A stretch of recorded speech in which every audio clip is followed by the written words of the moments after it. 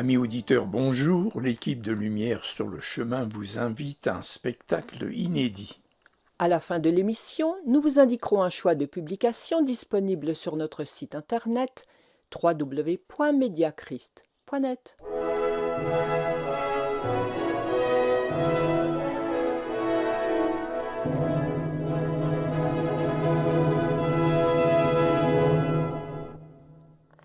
Chers amis auditeurs, la vie de Jésus pendant son passage sur notre terre a été semée d'événements extraordinaires. On pourrait même parler de situations paranormales. Nous avons évoqué récemment la résurrection et l'ascension du Christ, deux phénomènes tout à fait inhabituels, et même incroyables. Eh bien, nous ne sommes pas au bout de nos surprises. Aujourd'hui, nous allons parler de la transfiguration de Jésus. Qu'est-ce que c'est que ça? Notre ami Larousse nous dit qu'il s'agit du changement d'une figure, d'une forme ou d'un aspect en un autre. Avec un exemple, cette réussite a opéré chez lui une véritable transfiguration. L'évangéliste Matthieu nous relate cet événement au chapitre 17, des versets 1 à 8.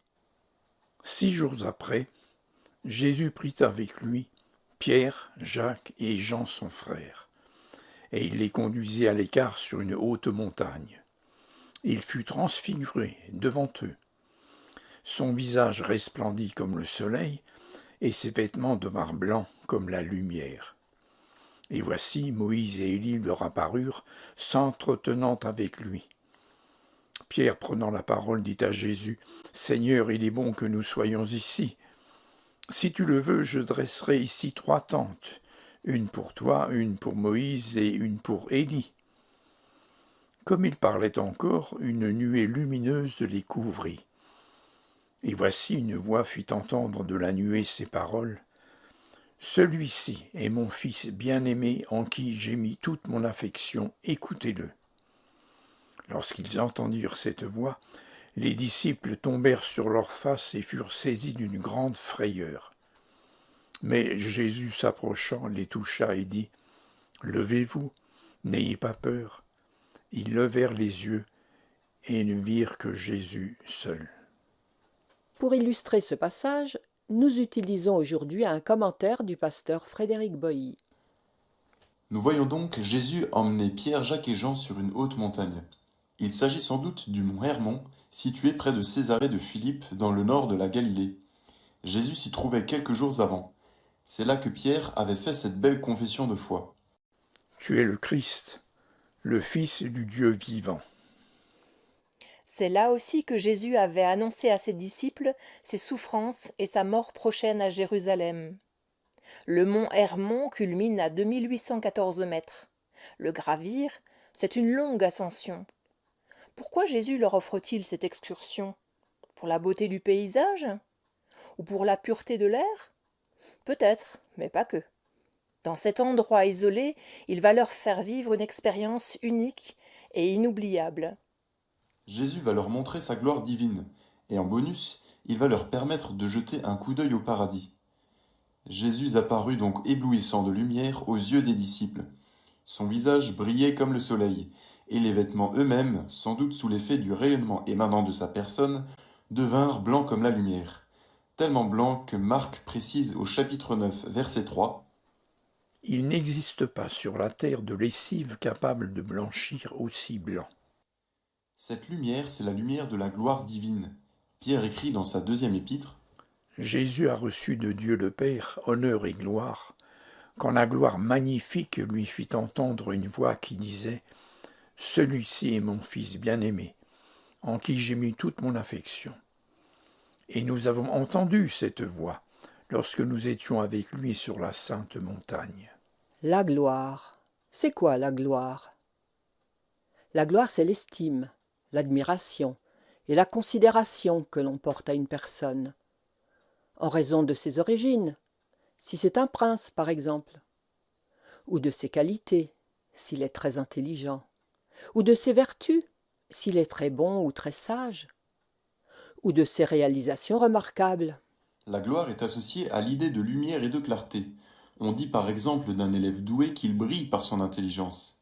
En ce sens, La gloire de Jésus dépasse tout ce que l'on peut imaginer.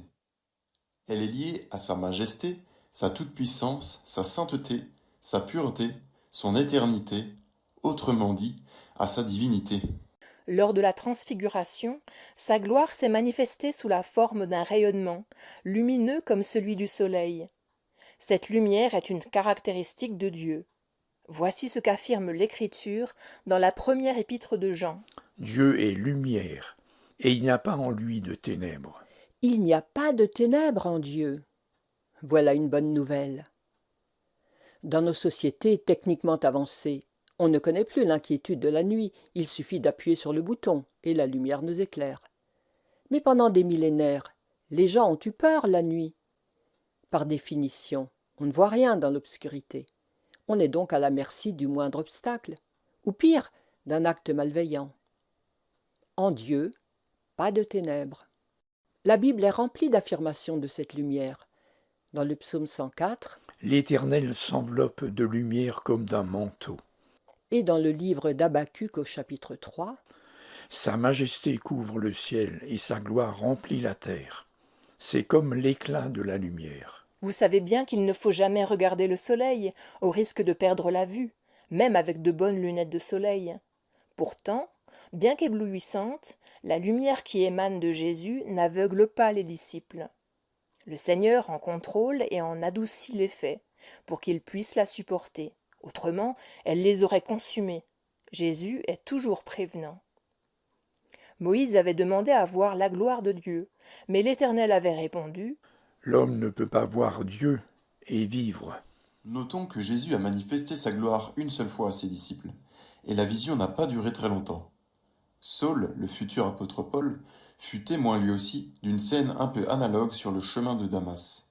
Luc le rapporte au chapitre 26 du livre des Actes des Apôtres. C'est Paul qui parle.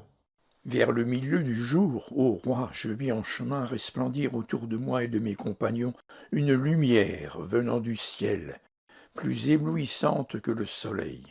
Cette gloire, le Fils de Dieu la possédait de toute éternité. Mais en venant dans le monde et en devenant homme, il y a renoncé. Sa lumière était comme éteinte. En fait, elle était voilée. Si Jésus avait laissé briller sa lumière, il n'aurait pas pu accomplir sa mission de sauveur. Pour sauver le monde, le Fils de Dieu devait s'abaisser au rang de l'humanité, devenir humble et pauvre, consentir à souffrir et à mourir pour expier les péchés des hommes. En d'autres termes, il fallait qu'il renonce au plein usage de ses prérogatives divines. Dans son état de gloire, il n'aurait pas pu souffrir de la faim pendant 40 jours dans le désert et être tenté par Satan. Le diable n'aurait même pas pu l'approcher. Ses ennemis, qui cherchaient à le faire mourir, n'auraient pas pu se saisir de lui, le juger et le condamner. savez-vous qu'à Gethsémanée, il a suffi d'une parole C'est moi. pour que la milice venue l'arrêter tombe à terre. Les soldats romains n'auraient pas pu le flageller, le couronner d'épines et le crucifier. Ils auraient été aveuglés, consumés par la clarté éblouissante. Et l'humanité serait restée sans accès à la vie éternelle. Et pourtant la gloire de Jésus a toujours brillé intensément, même dans son état d'abaissement. Étonnant ? Oui, mais elle a brillé autrement. Elle a brillé d'un éclat que seul le regard de la foi pouvait percevoir.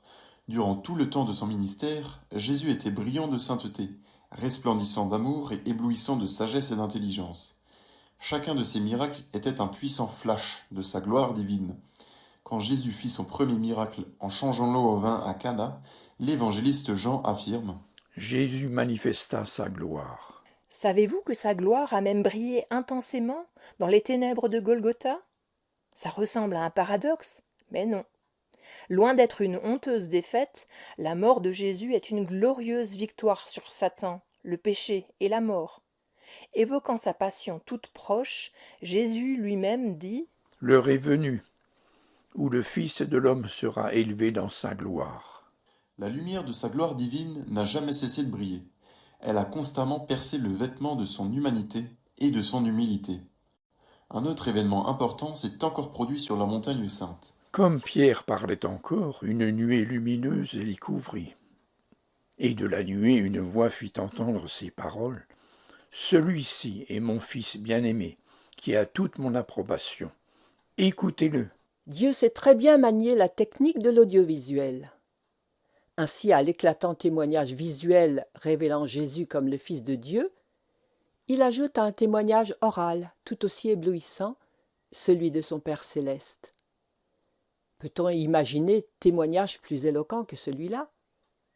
Pierre dit dans sa deuxième épître: Jésus a reçu de Dieu le Père honneur et gloire, quand la gloire magnifique lui a fait entendre une voix qui disait « Celui-ci est mon Fils bien-aimé ». Chers amis, voulez-vous jeter un coup d'œil au paradis? Nous vous y invitons dans notre prochaine émission. À bientôt.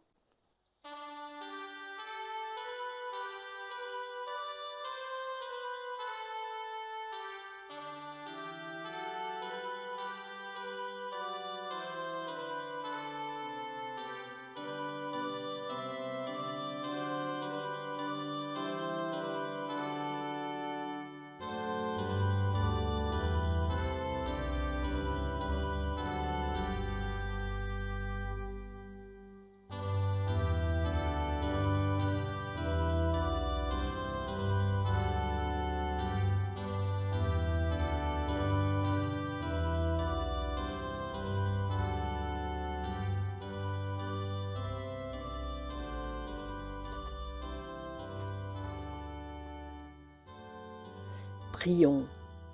Seigneur notre Dieu, la foi des humains est si faible que tu as dû leur montrer ta gloire divine pour les encourager. Seigneur, apprends-nous à voir aussi ta gloire dans tous les événements de ton passage sur terre. Aide-nous à lire ta Bible avec l'émerveillement qu'elle mérite. Apprends-nous à estimer le message de ton amour rédempteur qui veut sauver tous les hommes pour leur offrir la vie éternelle dans ta gloire. Amen.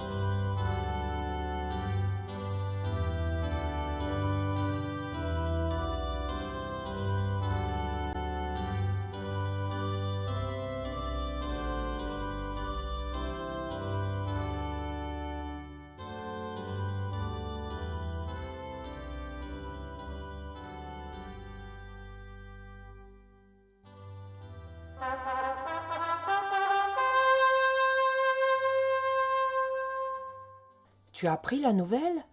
Notre voisin est mort brusquement cette nuit. Il était en forme pourtant. Je l'ai vu se balader hier. Il promenait son chien. Personne ne s'y attendait. Oh, quel choc! Oui, c'est bien triste. Il était sympa, je l'aimais bien. Et sa femme, elle va être bouleversée. Que va-t-elle devenir? Comment va-t-elle supporter cela? C'est difficile de surmonter un tel chagrin. Un deuil, c'est une souffrance violente. Notre brochure « Prenez courage dans votre deuil » peut vous aider à surmonter cette épreuve et à retrouver un sens à votre vie. Vous la trouverez sur notre site internet www.mediachrist.net. Voici donc la sélection du jour. La brochure Le Deuil, notre magazine Amitié luthérienne et notre cours biblique par correspondance vous sont offerts. Adressez-vous à notre site internet www.mediachrist.net ou retrouvez-nous sur YouTube. Vous y trouverez tous ces renseignements, un catalogue de nos publications et bien d'autres informations.